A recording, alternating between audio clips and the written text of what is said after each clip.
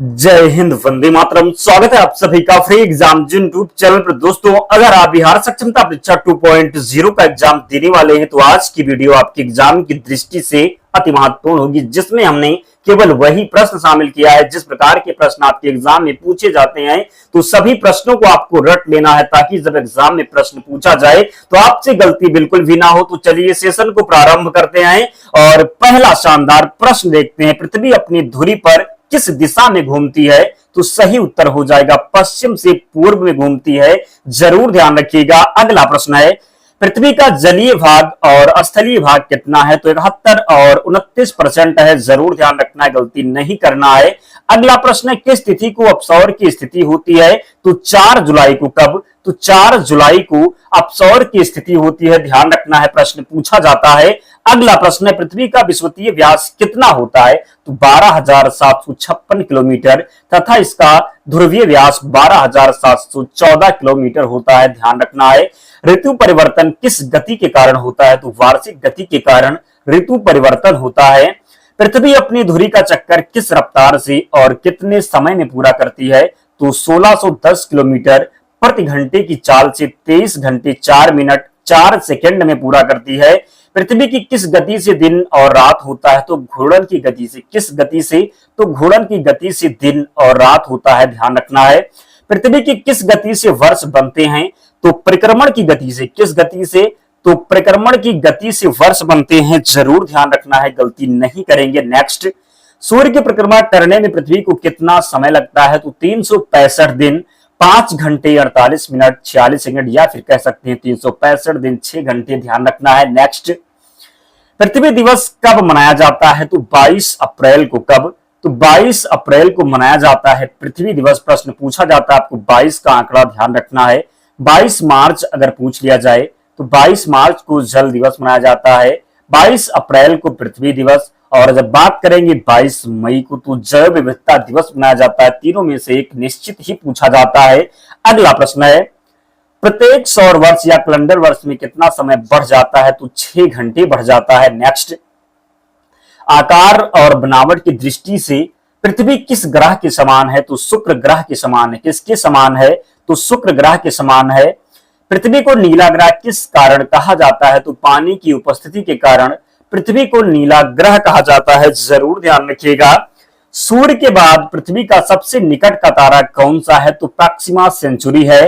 पृथ्वी का एकमात्र उपग्रह कौन सा है? तो चंद्रमा है पृथ्वी का एकमात्र उपग्रह। और जिन प्यारे दोस्तों ने अब तक वीडियो को लाइक नहीं किया है तो प्लीज आप सभी से विनम्र निवेदन है, वीडियो को जरूर लाइक कर दें और चैनल को सब्सक्राइब करके हमारे साथ जुड़ जाएं। सभी प्रश्नों को आपको देखना है। मैं आपको विश्वास दिलाता हूं, एक भी प्रश्न यहां से बाहर नहीं होगा। बस आपको पूरा कंसंट्रेशन बना के रखना है कि एक प्रश्न को पूरे ध्यान से पढ़ना है। निश्चित है एक भी प्रश्न बाहर नहीं होगा। तो वीडियो को जरूर लाइक करें और चैनल को सब्सक्राइब करें ताकि हमें भी मोटिवेशन मिल सके। अगला प्रश्न है, चंद्रमा की सतह और उसकी आंतरिक स्थिति का अध्ययन करने वाला विज्ञान क्या कहलाता है? तो सेलेनोलॉजी कहलाता है। जरूर ध्यान रखें। नेक्स्ट, चंद्रमा पर धूल के मैदान को क्या कहते हैं? शांति सागर कहते हैं।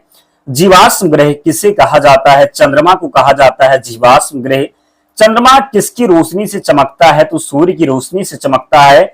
चंद्रमा पर पाए जाने वाले चट्टानों में किस धातु की मात्रा सबसे अधिक है? टाइटेनियम की है। नेक्स्ट, पृथ्वी से चंद्रमा का व्यास कितना जो है प्रतिशत भाग दिखाई देता है? तो 57% भाग जो है दिखाई देता है। चंद्रमा धरती की परिक्रमा और घूर्णन कितने दिनों में करता है? तो 27 दिन 8 घंटे में करता है। चंद्रमा पर सबसे पहले पहुंचने वाले अंतरिक्ष यात्री कौन थे? तो नील आर्मस्ट्रांग एवं सर एडविन एल्ड्रिन थे। चंद्रमा पर कब अंतरिक्ष यात्रियों ने पहुंचने में सफलता पाई? तो 21 जुलाई 1969 ईस्वी में। चंद्रमा पर पहली बार पहुंचने वाले अंतरिक्ष यात्री किस यान से गए थे? तो अपोलो 11 से गए थे। किससे गए थे? तो अपोलो 11 से गए थे। प्रकाश चक्र क्या है? तो वैसी काल्पनिक रेखा जो पृथ्वी के प्रकाशित और अप्रकाशित हिस्सों को बांटती है। सर्वप्रथम किसने कहा कि पृथ्वी है? तो पाइथागोरस ने कहा था। किसने? तो पाइथागोरस ने कहा था सर्वप्रथम पृथ्वी है। जिस कक्षा में पृथ्वी सूर्य की परिक्रमा करती है उसे क्या कहते हैं? तो दीर्घवृत्तीय कहते हैं। उपसौरिक क्या है? तो 3 जनवरी को सूर्य और पृथ्वी के बीच की दूरी कम हो जाती है जिसे उपसौरिक कहते हैं। अपसौरिक क्या है? तो जुलाई को पृथ्वी से सूर्य कुछ दूर चली जाती है, तो जब ज्यादा दूरी हो जाएगी तो उसे अपसौरिक कहेंगे, कम होगी तो उपसौरिक कहेंगे। नेक्स्ट, अक्षांश क्या है? तो यह ग्लोब पर पश्चिम से पूर्व की ओर खींची गई काल्पनिक रेखा है, जिसे अंश में प्रदर्शित किया जाता है। किस रेखा को शून्य की स्थिति माना जाता है? तो विषुवत रेखा को शून्य की स्थिति माना जाता है। देशांतर क्या है? यह ग्लोब पर उत्तर से दक्षिण की ओर खींची जाने वाली काल्पनिक रेखा होती है। किसी स्थान का समय ज्ञात किन रेखाओं के आधार पर किया जाता है? तो देशांतर रेखा के आधार पर।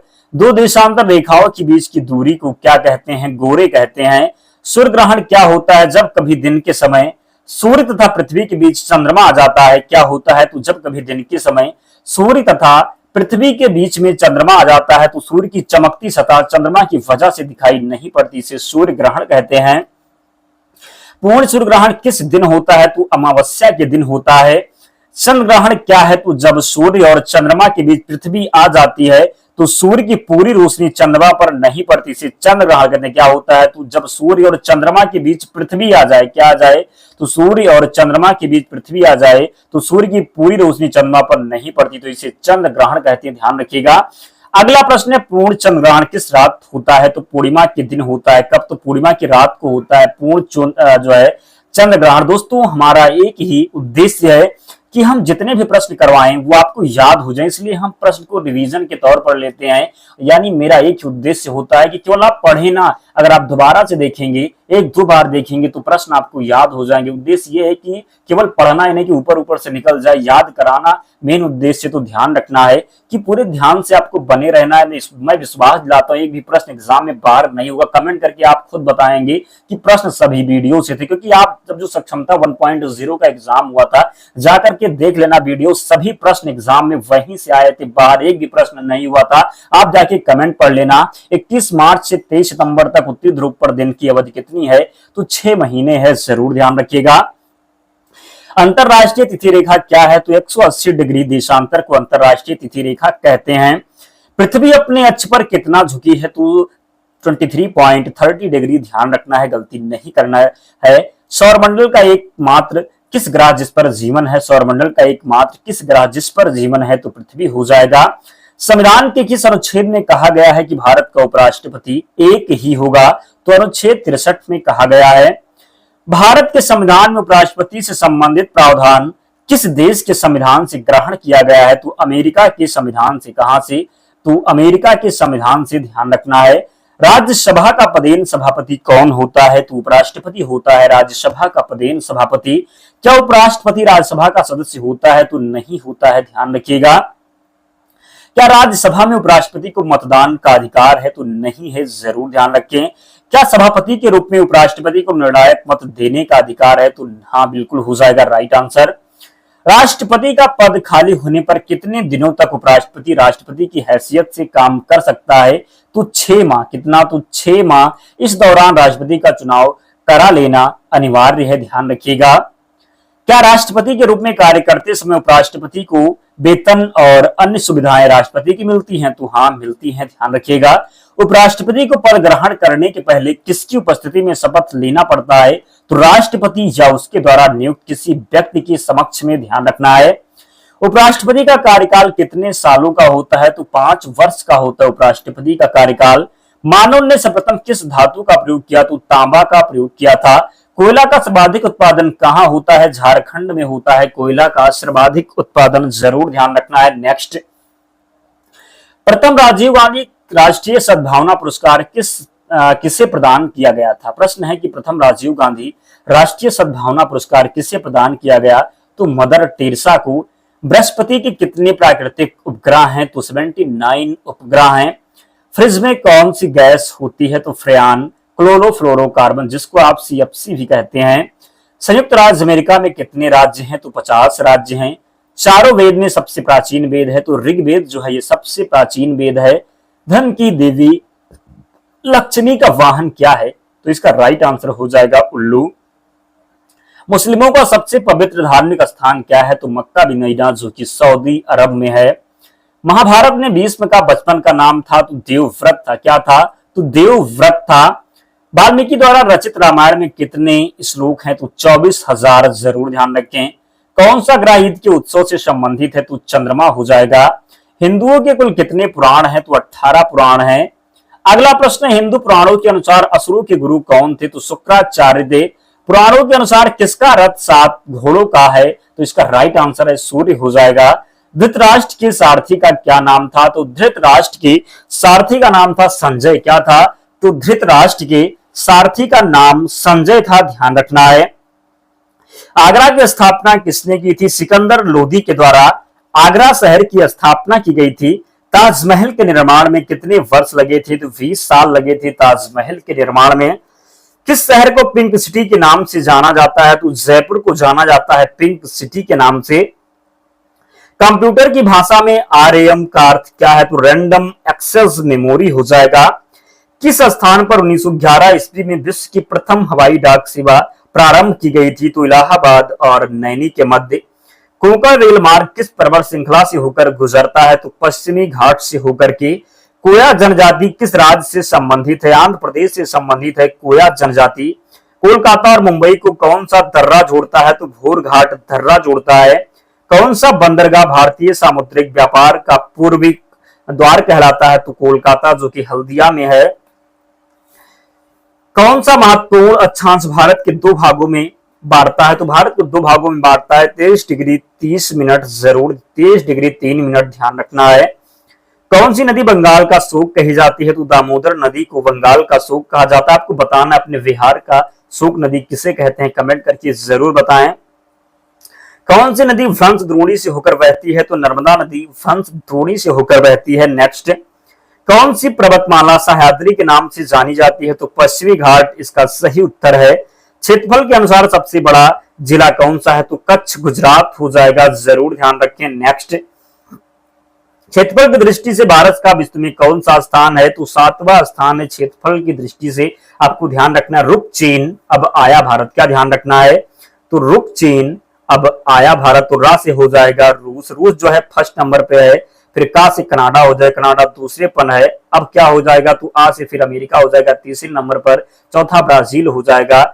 इस प्रकार ऑस्ट्रेलिया जो है, तो आपको इस प्रकार ध्यान रखना है रुक चीन अब आया भारत। तो भारत जो हो जाएगा ये 7वां हो जाएगा।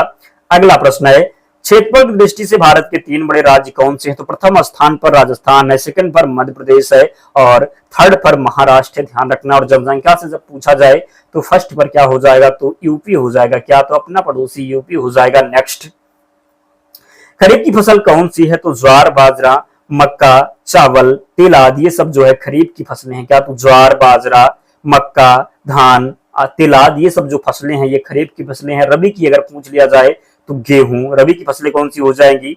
तो गेहूं, चना, चना हो जाएगा, मटर हो जाएगा, मटर, जौ और सरसों।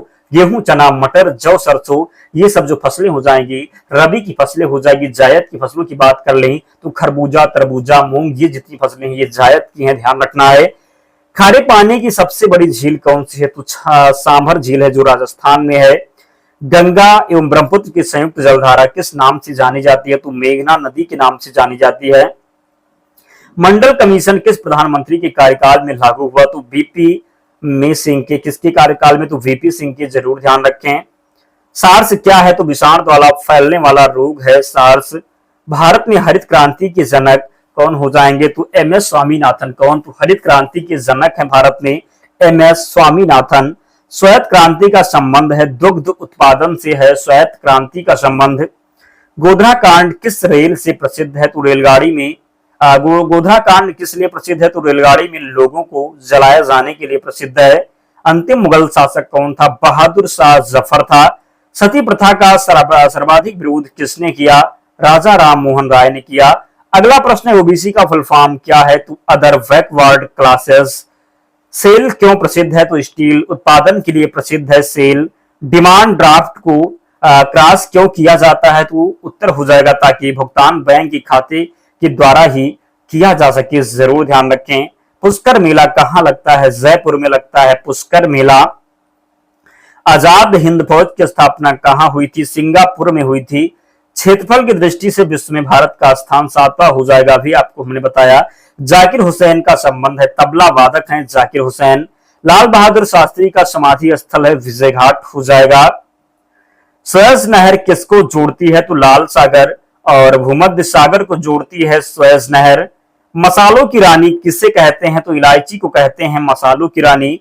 नाजीवाद के संस्थापक कौन थे, तो हिटलर थे नाजीवाद के संस्थापक। दीन इलाही धर्म किसने चलाया, तो अकबर के द्वारा चलाया गया था दीन इलाही धर्म। किसे गरीब नवाज कहा जाता था, तो मोइनुद्दीन चिश्ती को गरीब नवाज कहा जाता था। कुतुब मीनार कहाँ है, तो दिल्ली में है कुतुब मीनार। नेक्स्ट, पर्वत और पहाड़ी के बीच की भूमि को क्या कहते हैं, घाटी कहते हैं। सहरिया जनजाति कहाँ पाई जाती है, राजस्थान में पाई जाती है सहरिया जनजाति। मानचित्र में पर्वत और पहाड़ को किस रंग से दर्शाया जाता है, तो लाल रंग से दर्शाया जाता है। सिल्क जिसको आप रेशम कहते हैं का सबसे बड़ा उत्पादक देश चीन हो जाएगा। कारगिल युद्ध के समय पाकिस्तान का प्रधानमंत्री नवाज शरीफ था। भारत का राष्ट्रीय पक्षी है मोर हो जाएगा, भारत का राष्ट्रीय पक्षी। भारतीय राष्ट्रीय कांग्रेस की स्थापना कब हुई, 1885 में हुई भारतीय राष्ट्रीय कांग्रेस की स्थापना। नेक्स्ट, कौन सी आकृति भूमिगत जल से बनी है, तो कास्ट विडो हो जाएगा।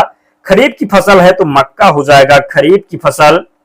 बाजरे की फसल कब काटी जाती है, तो अक्टूबर नवंबर में। एक्सिमो के घर बने होते हैं, बर्फ के बने होते हैं एक्सिमो के घर।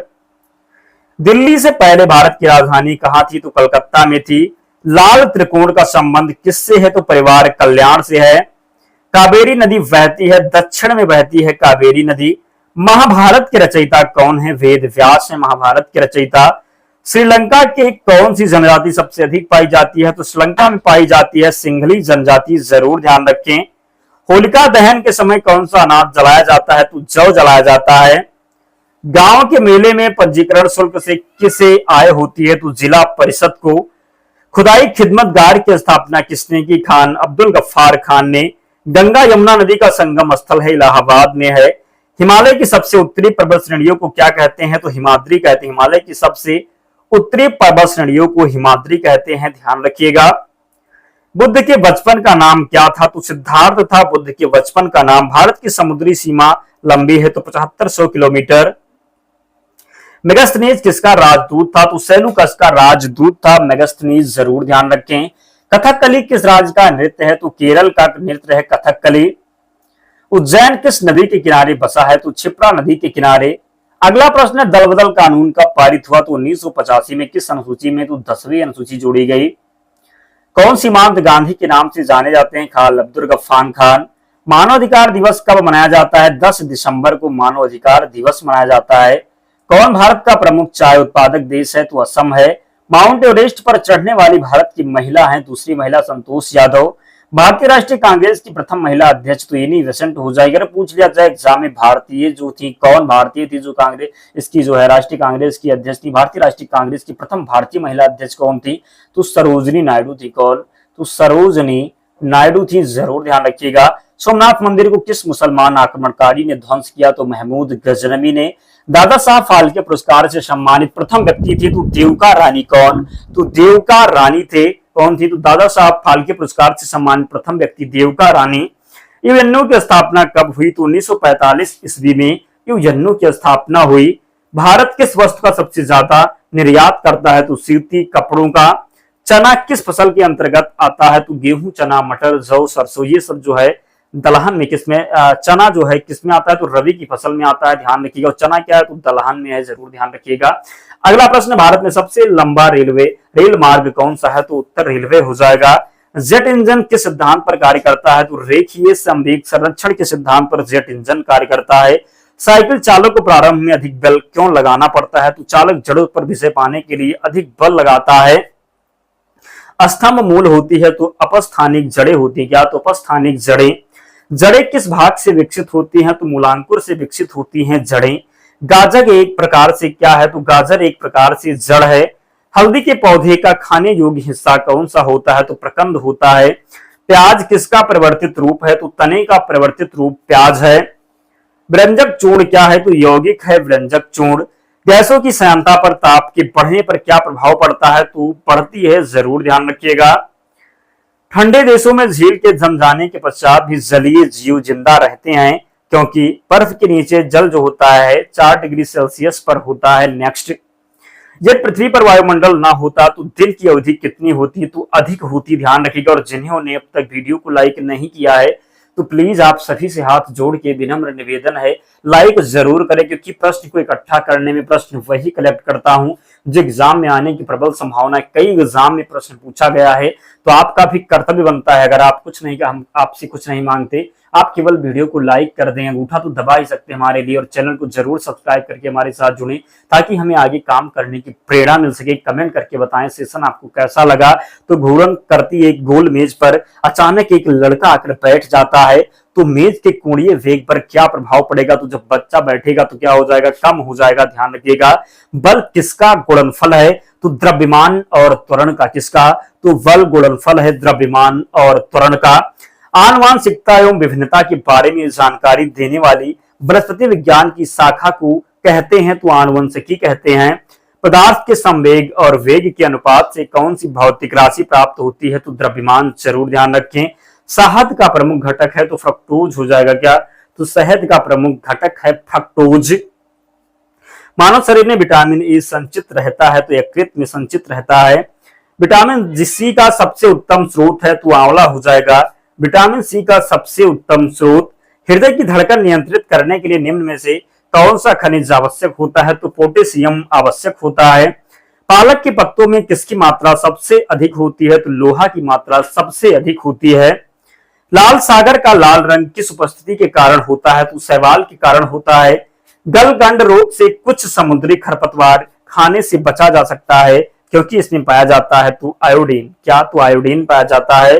पेनिसिलिन की खोज किसने की? तो अलेक्जेंडर फ्लेमिंग ने। लाइकेन किसके सूचक होते हैं? वायु प्रदूषण के सूचक होते हैं लाइकेन। भारत के किस स्थान को मरुस्थल की राजधानी कहा जाता है? तो जैसलमेर को मरुस्थल की राजधानी कहा जाता है। अरावली और वृंद श्रृंखलाओं के बीच कौन सा पठार है? मालवा का पठार है। अरब सागर में स्थित भारतीय द्वीपों की मुख्य विशिष्टता क्या है? तो सभी द्वीप प्रवाल के उद्गम है। नेक्स्ट, मैकान का पठार भारत के किस राज्य में है? छत्तीसगढ़ में है मैकान का पठार। छोटा नागपुर किसका नाम है? तो रांची के पठार का नाम है छोटा नागपुर। इंदिरा पॉइंट मध्य भूमध्य रेखा कितनी दूर है? तो 876 किलोमीटर। भारत और चीन की सीमा रेखा को स्पर्श करने वाले भारतीय राज्य कौन कौन से हैं? तो अरुणाचल प्रदेश, नागालैंड, मणिपुर और मिजोरम हो जाएगा। दक्षिणी भारत की सबसे ऊंची चोटी तो अनाईमुड़ी हो जाएगी। दक्षिणी भारत की सबसे ऊंची चोटी क्या है? तो अनाईमुड़ी है। जरूर ध्यान रखना। सर्वप्रथम इंडिया शब्द का प्रयोग भारत के लिए किस भाषा में किया गया? तो ग्रीक भाषा में किया गया। एक नाभिकीय रिएक्टर में भारी जल का क्या कार्य होता है? तो न्यूट्रॉन की गति को कम करना। हाइड्रोजन के साथ सबसे अधिक यौगिक किस तत्व द्वारा बनाए जाते हैं? तो कार्बन इसका राइट आंसर है। भारी मशीनों में स्नेहक के रूप में किस पदार्थ का प्रयोग किया जाता है? ग्रेफाइट का प्रयोग किया जाता है। हीरा हीरे का जवाहरात के रूप में उपयोग किसके गुण पर निर्भर करता है? तो अपवर्तनांक इसका सही उत्तर हो जाएगा। ध्यान रखना है, गलती नहीं करना है। अगला प्रश्न है, किसकी उपस्थिति के कारण चूने का पानी वायु में रखने पर दुधिया हो जाता है? तो कार्बन डाइऑक्साइड की उपस्थिति के कारण। बियर को भंडारित करने से पहले उसमें कौन सी गैस मिलाई जाती है? तो CO2 मिलाई जाती है। मृद पेयों में दाब के अंतर्गत गैसों में कौन सी उपस्थिति रहता है? तो CO2 उपस्थित रहता है। गैसों के निम्न समूहों में कौन सा हरित गृह प्रभाव में योगदान करता है? तो कार्बन मोनोऑक्साइड। ट्रांजिस्टर बनाने में आमतौर पर किसका इस्तेमाल किया जाता है? तो सिलिकॉन का प्रयोग किया जाता है। विभिन्न प्रकार के कांच निर्माण में प्रयुक्त होने वाला मुख्य घटक कौन सा है? तो सिलिका हो जाएगा। ध्यान रखिएगा। जब किसी बॉडी का वेग दुगना कर दिया जाता है तो उसके संवेग पर क्या प्रभाव पड़ता है? तो संवेग दुगना हो जाता है। ध्यान रखिएगा।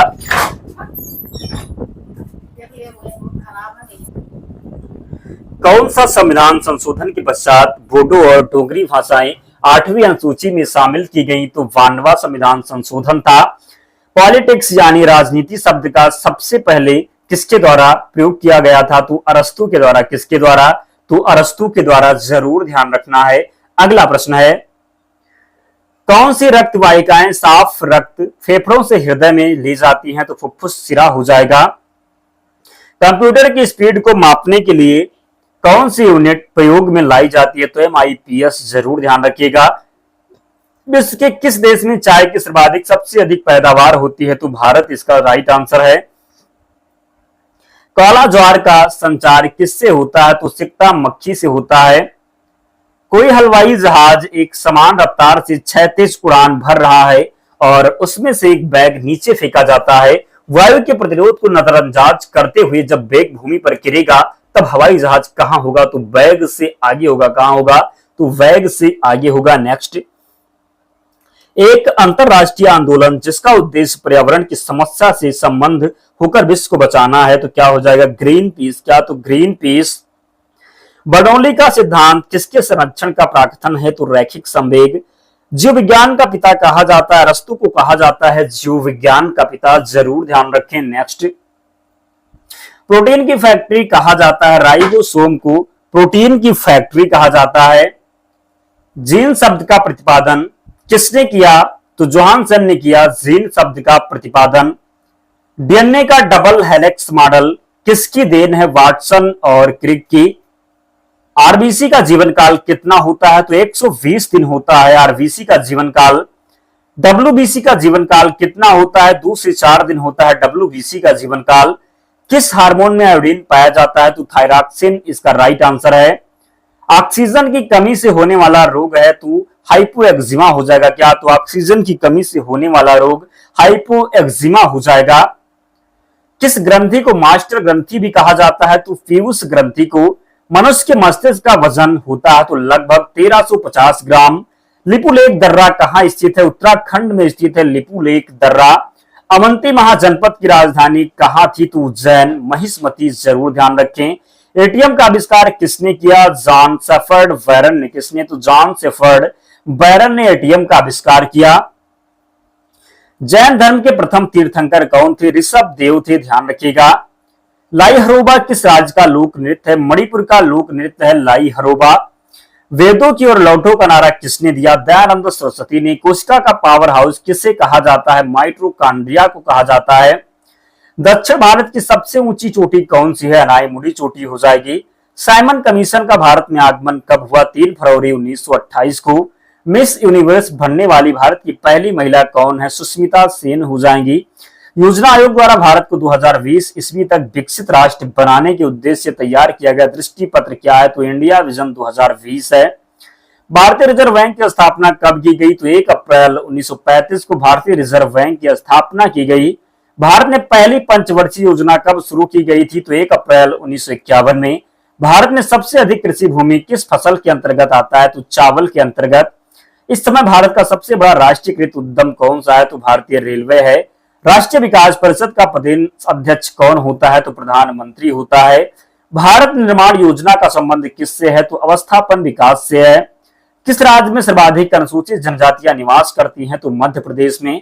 भारत में प्रचंड बेरोजगारी सामान्यतः किस क्षेत्र में दिखाई देती है? कृषि क्षेत्र में। प्रथम पंचवर्षीय योजना में किस क्षेत्र को सर्वाधिक प्राथमिकता दी गई है? तो कृषि क्षेत्र को।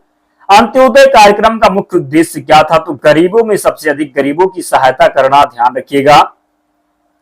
बुल एवं बियर शब्द किससे संबंधित हैं? तो शेयर बाजार से संबंधित है बुल और बियर शब्द।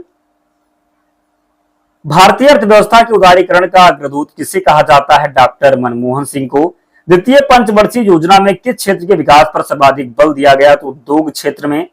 भारत के ग्रामीण क्षेत्रों में पाए जाने वाली बेरोजगारी का मुख्य स्वरूप क्या है? तो प्रच्छन्न बेरोजगारी। अर्थव्यवस्था में मुद्रा के मूल्य और कीमत स्तर के बीच क्या संबंध होता है? तो प्रतिलोम का। भारत के राष्ट्रीय आय में सर्वाधिक योगदान किस क्षेत्र का है? तो विनिर्माण क्षेत्र का है। भारतीय अंडा के उत्पादन में विश्व का कौन सा स्थान है? तो तीसरा स्थान है। ग्रामीण क्षेत्रों में गरीबी के आकलन हेतु किस सूचकांक को आधार माना गया? तो कृषि श्रमिकों की उपभोक्ता मूल्य सूचकांक को। भारत में कर्मचारियों के महंगाई भत्ते निर्धारित करने का आधार है तो उपभोक्ता मूल्य सूचकांक। बचत घाटा का क्या अर्थ है? तो कुल प्राप्तियों एवं कुल खर्च में अंतर ध्यान रखना है। भुगतान संतुलन के विपरीत होने की दशा में कौन सा कदम स्थिति सुधारने में सहायक होता है? तो अवमूल्यन हो जाएगा। पंचवर्षीय योजनाओं के इतिहास में भारत की सर्वाधिक असफल योजना किस योजना को माना जाता है? तो तृतीय योजना को।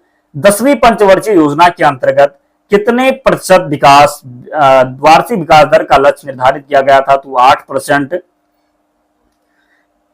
दोस्तों इतने प्रश्न हमने शामिल किया था, तो सभी प्रश्नों को आपको रट लेना है। निश्चित है प्रश्न एग्जाम में बनेगा। और पीडीएफ से रिवीजन करने के लिए टेलीग्राम चैनल से जुड़ जाना, लिंक डिस्क्रिप्शन बॉक्स में, या आप टेलीग्राम पर जाएंगे और वहां पर सर्च करेंगे फ्री एग्जाम जोन, आपको चैनल मिल जाएगा।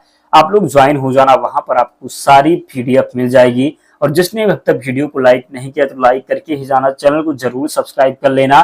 तो मिलते हैं नेक्स्ट वीडियो में, तब तक पढ़ते रहिए, ध्यान रखिए अपना, स्वस्थ और सुरक्षित रहिए। जय हिंद।